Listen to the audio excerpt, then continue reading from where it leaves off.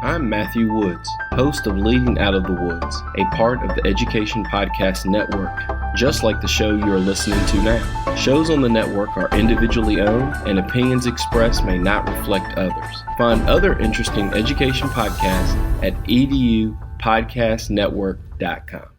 Hey, welcome back. Steve here, and today I'm talking with Jeremy Glauser, who's the founder and CEO of eLuma. To date, eLuma has facilitated therapy like speech, school psych, OT, PT, and mental health counseling services for tens of thousands of students throughout the U.S. Well, originally I talked with Jeremy back in 2020. A little thing called COVID was going on, so a lot's gone on in 3 years. And so we're catching up today with Jeremy and eLuma. Thanks for joining us. And by the way, before you go, it'd be so cool. You know, you could do a couple things to help out the podcast. One, you could buy me a cup of coffee, a soda, whatever you want to call it. I have a little link for that on my website, and you donate $1 to help me with queuing up on my equipment and such. Another way would be joining my email list by going to the front page. There's a little link there where you could fill out your email and join, and I'll update you from time to time with some new stuff going on.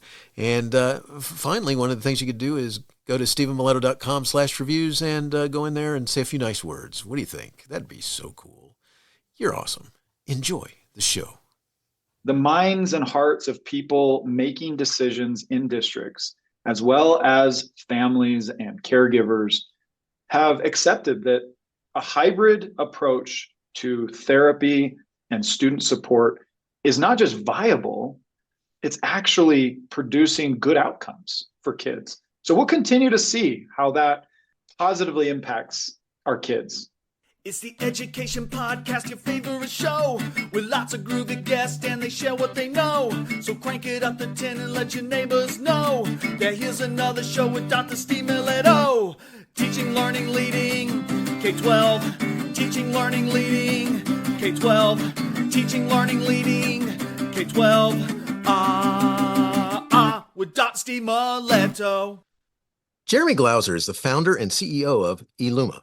With a background in education and entrepreneurial spirit and a passion for helping people in need, he founded eLuma to help solve the growing educator shortage problems in education. In so doing, the company has become the nation's most mission-focused, two-sided marketplace that matches and connects the right clinicians with students in K-12 schools and districts. To date, the company has facilitated therapy, speech, school psych, OT, PT, and mental health counseling services for tens of thousands of students throughout the United States. His professional mission is to help people fulfill their full potential. His personal passions surround family, including an amazing wife, 5 kids, and a playful pup.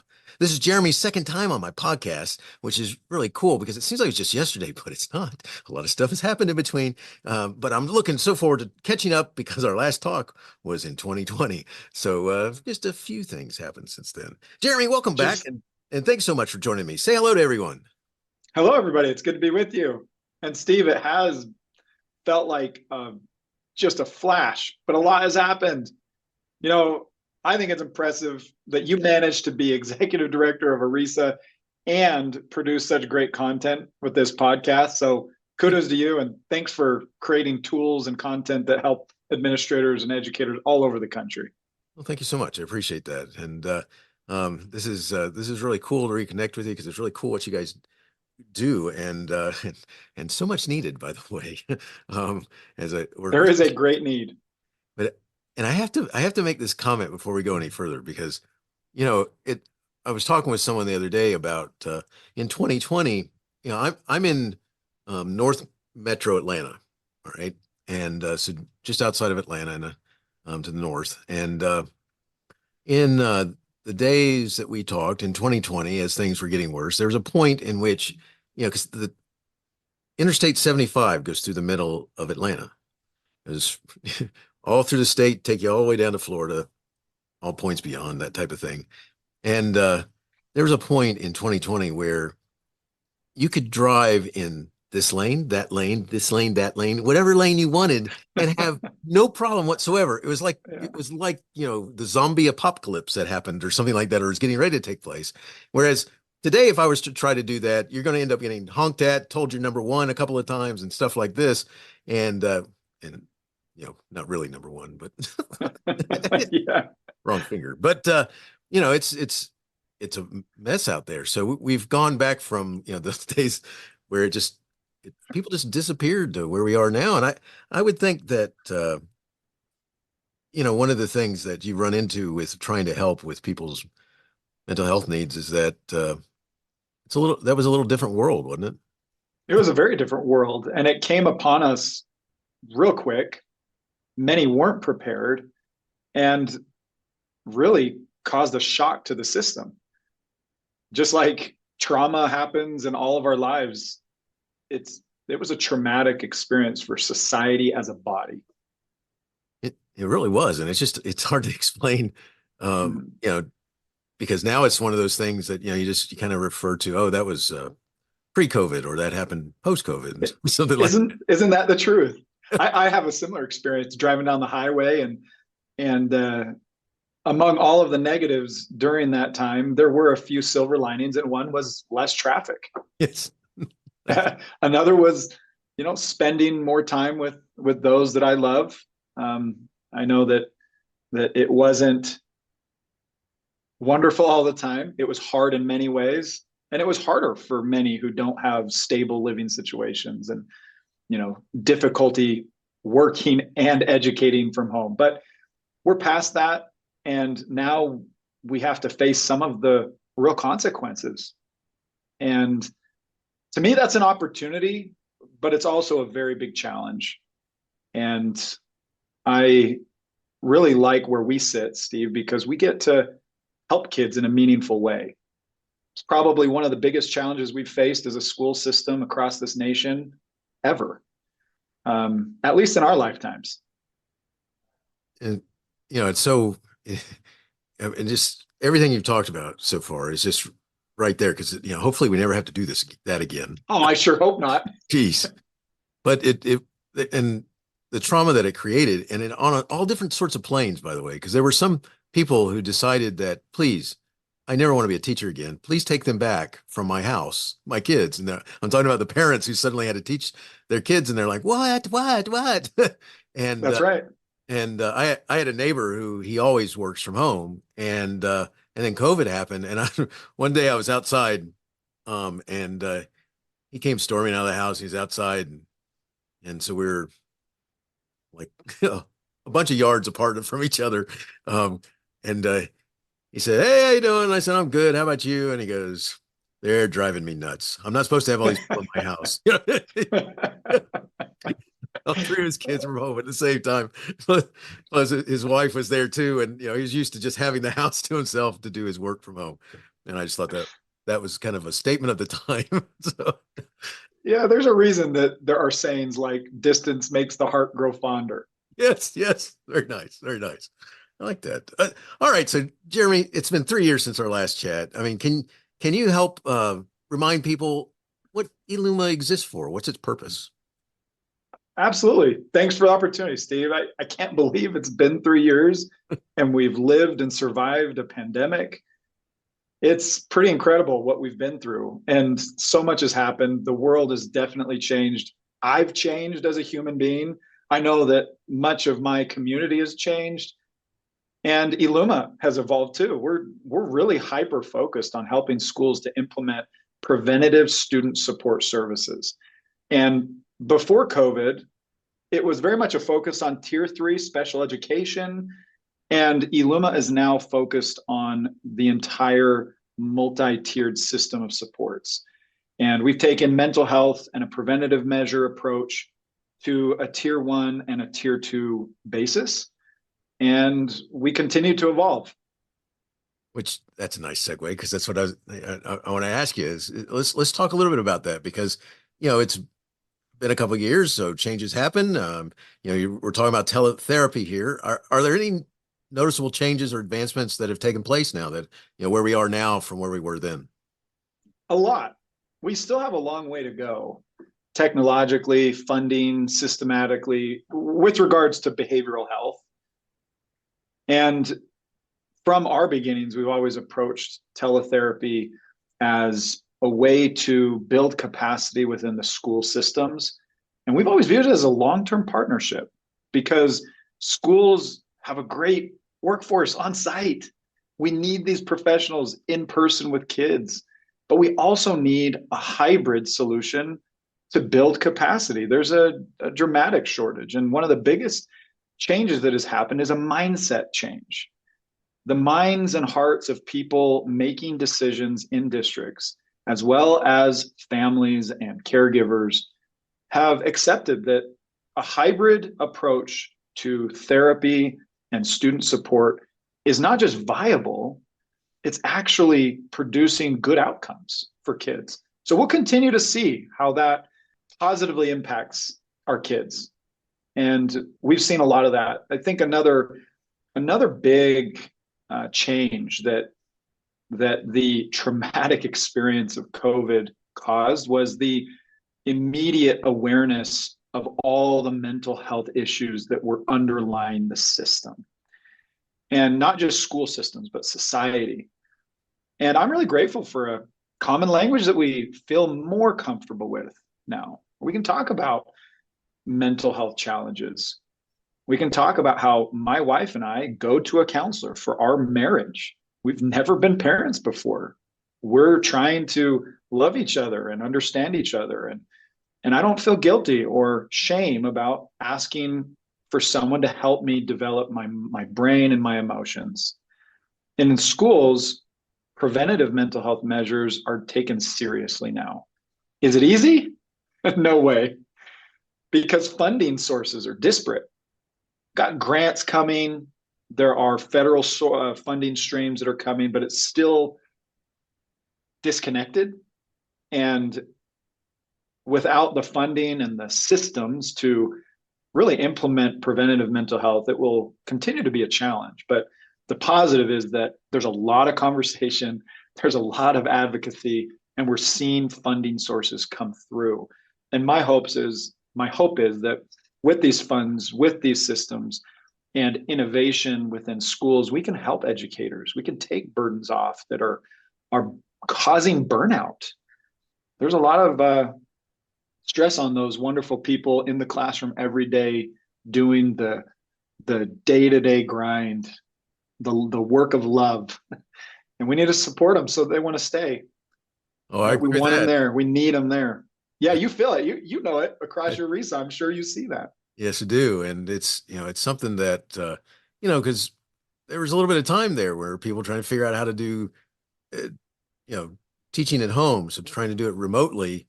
And, and how do you deal with the fact that the kids could turn you off, right? I mean, it's one thing to turn somebody off by sitting there and you're just on another cloud, but you're physically in the room and, you can remind them, hey, I don't know if you know this, but I can see you. All right. So,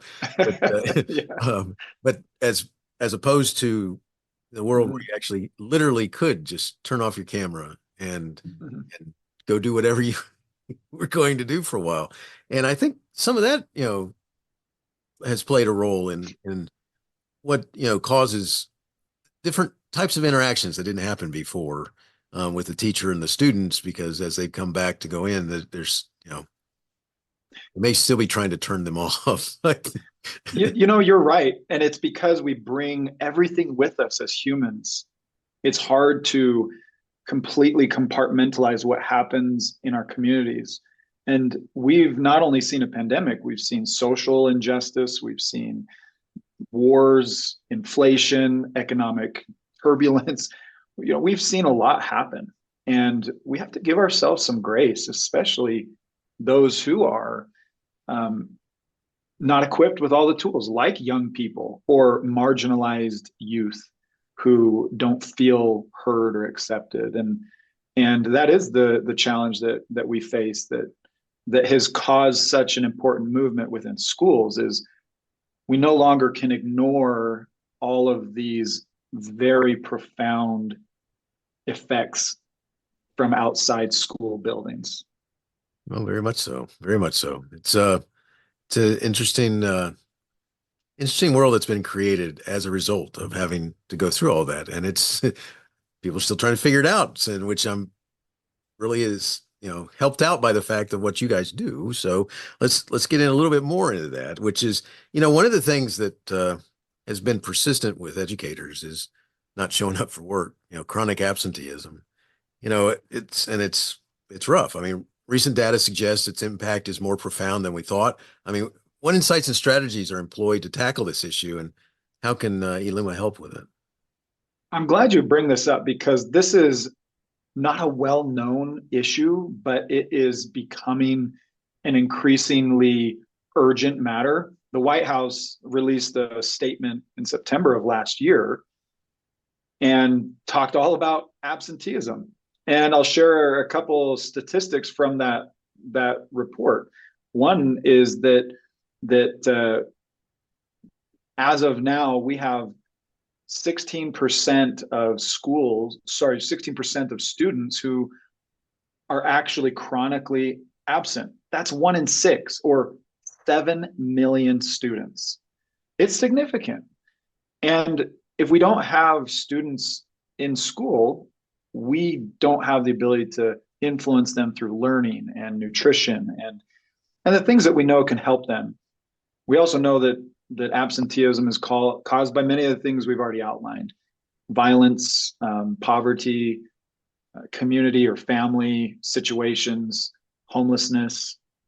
Mental health is a big contributor to this, which is spurred by bullying and physical harm, and also the effects of social media. There's a lot that goes into it. But like you said, we're seeing that it's becoming and ballooning a big problem. Not to mention, if we don't have students there, we can't get the funding. And administrators are expected to do the same amount of effort and deliver the same level of service, but with less funding if we can't report a particular student population. It's such an interesting aspect of it because, a lot of times, especially, so here's one of those words, pre-COVID, as a teacher, instructor, administrator, there's not a whole lot of people saying to you, so how you doing today? You hanging in there? And I'm talking about it to the educator, as opposed to, you have a lot of people talking about some of the kids and stuff like this, but not a lot of them talking to the educator. And now post-COVID, a lot of that's happening because there are a number of people who didn't return to the classroom, didn't return to the buildings. They're still experiencing, as teachers are starting to come back to the field, they are experiencing on the other end of the spectrum, the administrators, and especially like the district administrators, like the superintendents, deciding that, yeah, it's time to retire. And, right. And it's, I think, one of it's just amazing how much this pushed itself to the forefront, that there are issues that have to be addressed that people are dealing with. There are, and it's going to require a lot of different things. I like to see that the White House has identified this as a significant problem, and they've put plans into place, and we should see those come to fruition. But it's not just funding and programming, but it's partnering. We also have to look at public-private partnerships differently, look at innovation differently.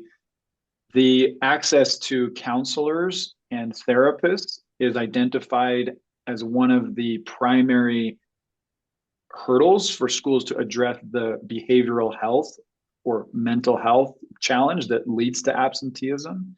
And specifically, to answer your question, that's how eLuma helps.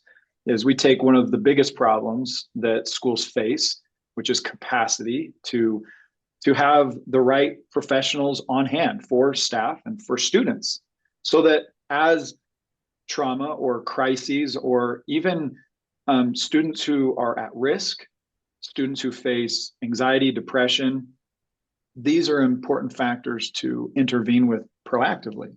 So we help schools not just screen universally, but then interpret that data, identify students most at risk, and swoop in with high quality professionals who can sit in live talk therapy and help these kids process. And that has shown to not just be one of the biggest needs, but have a tremendous impact on the ability to keep students in schools, to help educators know how to face the challenges in the classroom and outside the classroom. Gotcha. So while you're talking about this, one of the things that it brings to mind is that, there are people who it's just kind of one of the things they do is that they've sought therapy, or they, whether it's couples therapy or therapy for themselves or therapy for their children, whatever's going on, there's some people who've done that. But on the other hand, there are many who have not, nor may have had access to having therapists before. Do you find that is something that you have to contend with also, is that when someone has never done that, and then in the teletherapy world as well, you're trying to help someone who may be, I don't know, throwing up barriers to that? How do you react to that? How do you? There's still a stigma with mental health, but I'm really optimistic about it. And the best way that I can explain my mindset on this is compare it to our physical health. There was a point in time in our society where physical health was actually frowned upon. You wouldn't take a bath. You wouldn't brush your teeth. It wasn't a habit. As a matter of fact, it wasn't until the early 1900s that the daily practice of brushing teeth was considered good hygiene and advantageous for health. That was 100 years ago. And so we're going through this evolution. And the reason I feel optimistic is because we've had a widespread acceptance that mental health is something that is part of our entire health, right? Mental health is health. And so we are seeing a significant change there. So yes, we definitely see hesitancy. We see more openness, but the way you address that is by being a good human. And as a professional, you meet people where they are, you build the relationship, and then you bring evidence-based practices to help them address the issues that they're facing, so that ultimately they can be successful academically, they can be successful as humans, they can transition properly, right? It just depends on where that person is and meeting them where they are. Like that. One of the things, and this kind of leads me right into something that, last time we talked, a big part of our conversation centered around social emotional learning, or SEL. Yeah. And, I would think that it's become more pronounced now, especially with some of the things you just talked about. What trends are you observing, regarding the need for supporting the kids in this world? I'm seeing a really good trend, but it's also very controversial. There are many viewpoints on it. The most extreme on the one hand might be, don't get inside my child's head. Where on the other hand, this is fundamental to your existence as a human. Social, emotional, and behavioral learning came out as one of the top 6 strategies from the CDC just in December. And the CDC doesn't put something out without extensive research. And that's coupled with research from the University of Maryland and what the National Center on School Mental Health is doing, Castle, University of Rutgers, ASU. Lots of universities are showing that there is a correlation between social, emotional, behavioral learning and academic outcomes. It's like a child who doesn't have food in their belly. We know that physical health is important to academic success. We are in fight or flight mode if we are constantly in a state of hunger. We can't employ our executive functioning and logical brain. So it's very similar from a social emotional standpoint.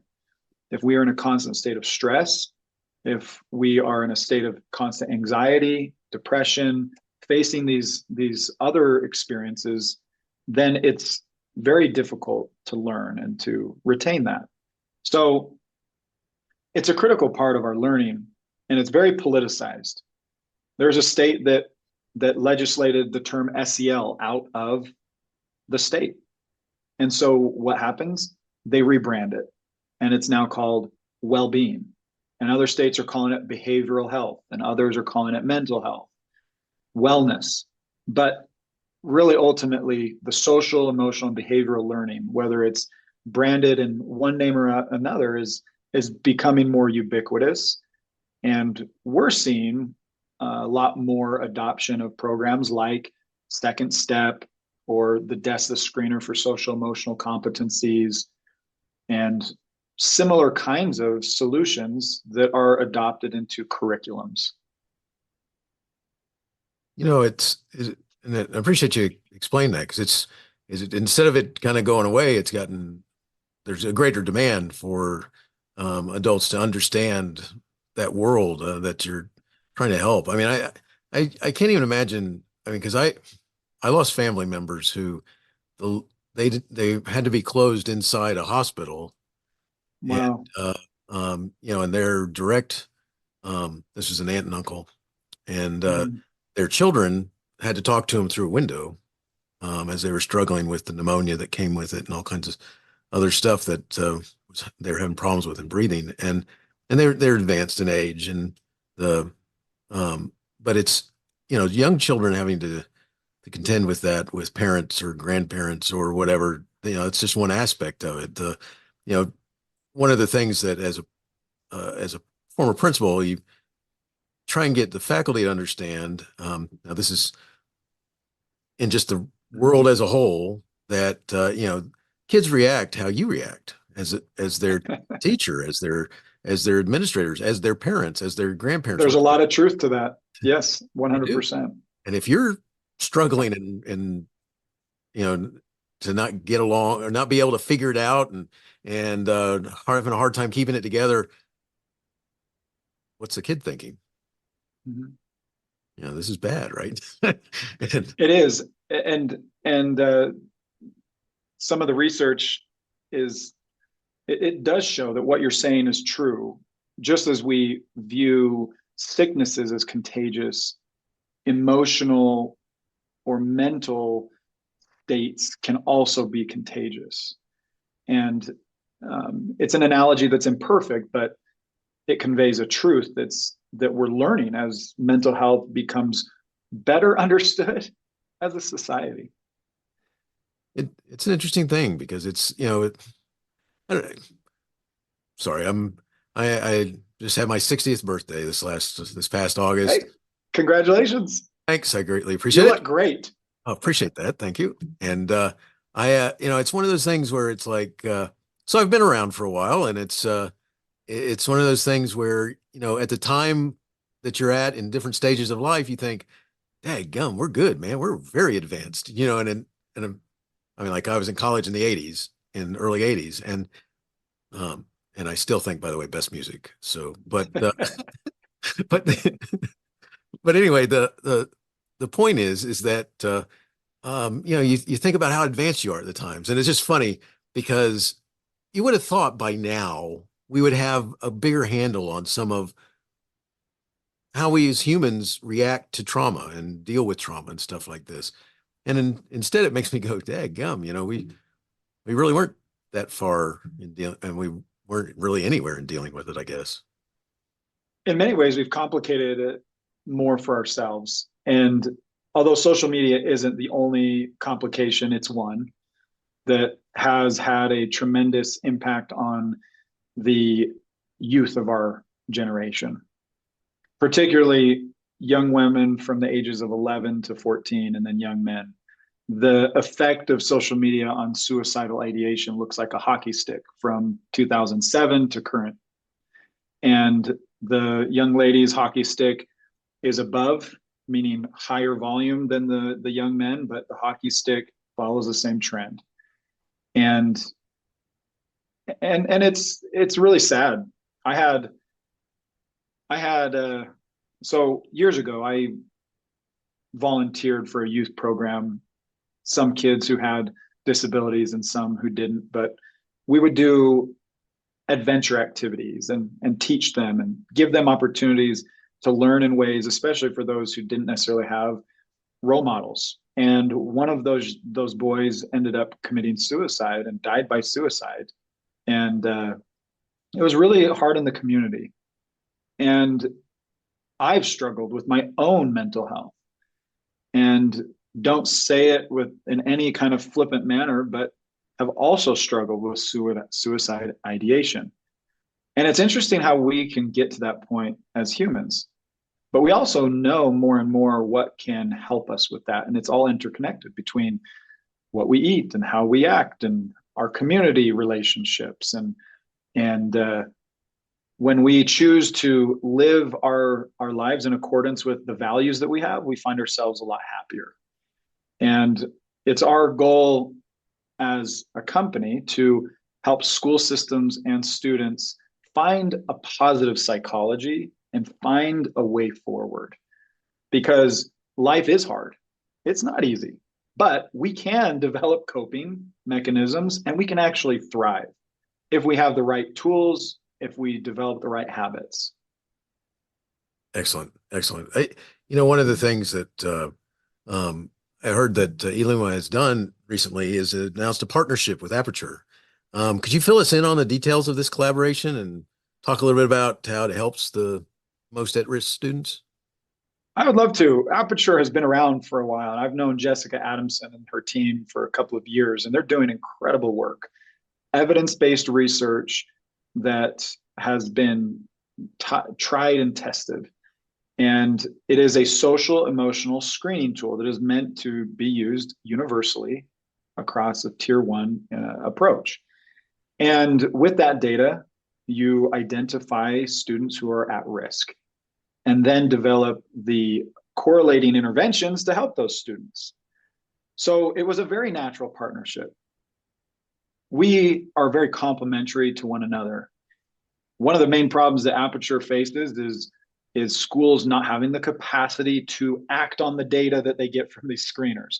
One of the challenges we face is not always knowing which students to intervene with quickly. So by having a screening tool that schools leverage, interpreting the data, identifying students at risk, and then intervening, we can take a load off of schools. We can build that capacity so that schools don't feel the cold sweat of knowing they have to intervene, but they don't have capacity and they'll get in trouble if they don't. We can do that with them. We can help them, and we can take the fear out of taking action. And that's what this partnership really empowers us to do. And what I can do is along with some of the sources that we've talked about today, I'll share those with you, and I'm happy to have you post those for your listeners. But also there's a page on our website with more explanation of how are schools leveraging the screening, the identifying, and the intervening with this partnership. Oh, excellent. And that'd be cool. So just to kind of link to that, I can link to that page or whatever, just to share those resources like that you're referring to. That'd be great. I'll give you a bunch of resources that support the conversation that we're having, and then learn more. Excellent.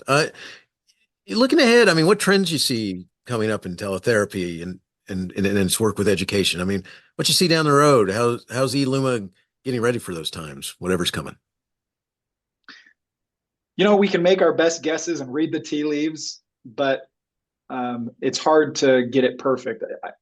What we do see is a very clear path to funding and systematically implementing preventative mental health measures. There's a lot that's around learning loss, reading and math, absenteeism, all of those things. They are interrelated. Where we're focused and where I'm coming from is the lens of mental health. So please keep that in mind. There are a lot of emerging innovations that are coming out, whether it's screening tools or it's interacting with students on a more regular basis to evaluate the mental health of the school and the staff, coaching tools. And what we fully expect is that over the coming decades, we will see schools begin to wrap their heads around how to incorporate a preventative mental health. I sit on the industry council for the Kennedy Forum, which was founded by Patrick and Amy Kennedy back in the early 2000s. And we just had an Alignment for Progress conference in Boston and launched a 30-30-30 campaign. Sorry, I said that very wrong. That's funny. We just launched a 90-90-90 campaign by 2033. And what that means is 90% of people will be screened for a mental health or substance use disorder. And then 90% of those will receive an evidence-based intervention, and 90% of those will show progress based on that.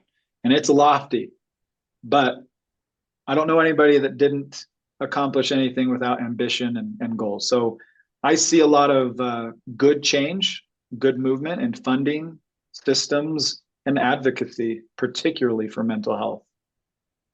That's awesome. I mean, that's, with programs like that, especially for, I don't know if this is such a thing, but kind of like the concept of someone who would not even have thought to go to need to experience some sort of therapy, and that is not a tool in their toolkit that they would think that they would want to pursue. That making it available for families like that hadn't even thought about it. That I could see that down the road being having a major impact as well.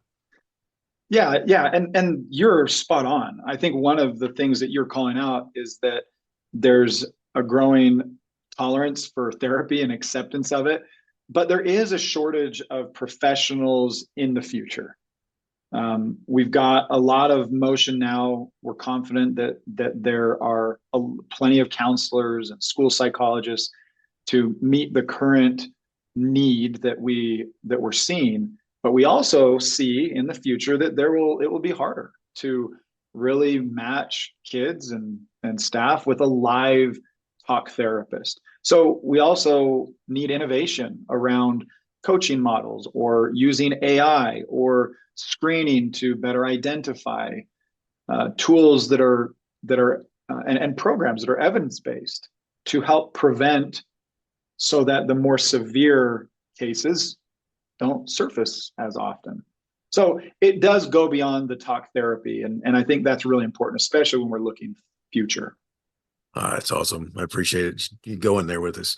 One of the things that I got to ask is, so what does working with eLuma look like? I mean, if you're the student, the teacher, the school system, what does that look like? I mean, am I sitting down with my laptop and pinging you and saying, "Hey, I'm here"? Yeah, close your eyes, picture yourself on a beach in the Bahamas, sipping a lemonade, and that's exactly what it's like, Steve. Nice. Nice. No, but we really do want to eliminate the stress, because working with eLuma is easy. We integrate, and we're a long-term partner. Like we talked about earlier, it's really key to the success of meeting the demand to have a hybrid approach. And it may not work for every district or every student, but it works for many, if not most, to bring a workforce remote integrated with an on-site staff. So it's the implementation. We work with schools and hold schools' hand. We're right there along the whole way. There's support. It's nothing to be afraid of.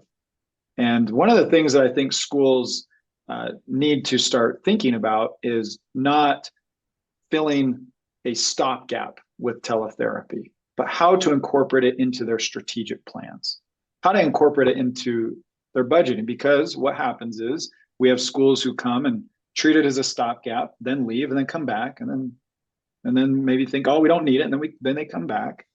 And that becomes costly to the school. It also becomes difficult for the adoption and the acceptance. So we're continuing to see good strides in that way, but we really take it seriously when we go in, and we love to have fun. Nice. I like that. Just like, what does it look like? I have to ask, how does the school or school system start working with you? How do they engage eLuma? Well, I hope they listen to your podcast. Thanks. And come visit our website. It's eLuma.com, and there's a form that you can fill out. But you can also, we're at tons of conferences. We love to be out in the community. We're on every major social media platform trying to provide thought leadership and insight. So please come and collaborate with us. We'd love to get to know you. And it's as simple as going to the website and filling out that form, and one of our partnership managers will reach out and we'll talk with you. Love it. And just a note, I'll have that information to connect with eLuma and with you guys on my show notes, so it makes it easy there. And I got one last question for you that a little different than what I've asked you in the past. It goes like this.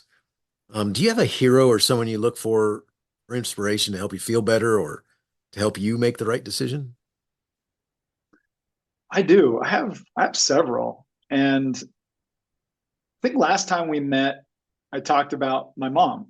As a matter of fact, just 2 days ago was the anniversary of her death. And if she were alive, she'd be 69 years.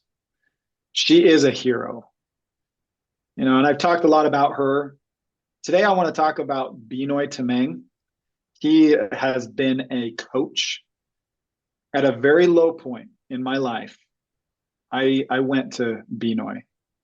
And Binoy reminded me of my worth, reminded me of my potential, and reminded me about who I can be if I choose to be. And I think about that often. And he inspires me. He is one of my heroes, because I think heroes inspire. I think heroes show through personal example what a better way can look like. So, hopefully people listening to this can think of someone who inspires them to be better. I like that. Love it. And Jeremy, thanks so much for sharing eLuma with us. And this is awesome. It's just really cool what you guys are working on. Wishing you the best in all you do. Thank you so much, Steve. Likewise. Hey, you have been listening to Teaching Learning Leading K12, a podcast to help you help kids achieve their dreams. Teaching Learning Leading K12 is a member of the Education Podcast Network. Podcasts for educators, podcasts by educators. Teaching Learning Leading K12 is a member of the podcast network based in Canada called Voice Ed Radio. Voice Ed Radio, your voice is right here. The opinions expressed on Teaching Learning Leading K12 are those of the guests and host. Teaching Learning Leading K12 is intended to share ideas, advice, and suggestions. Teaching Learning Leading K12 is produced for educational purposes. Hey, thanks for listening. It would be awesome if you visited my website at stephenmiletto.com and connected with me, left a review, and listened to more episodes. And by the way, you could also share it with your friends, with your family, and your colleagues. Thanks so much. You're awesome.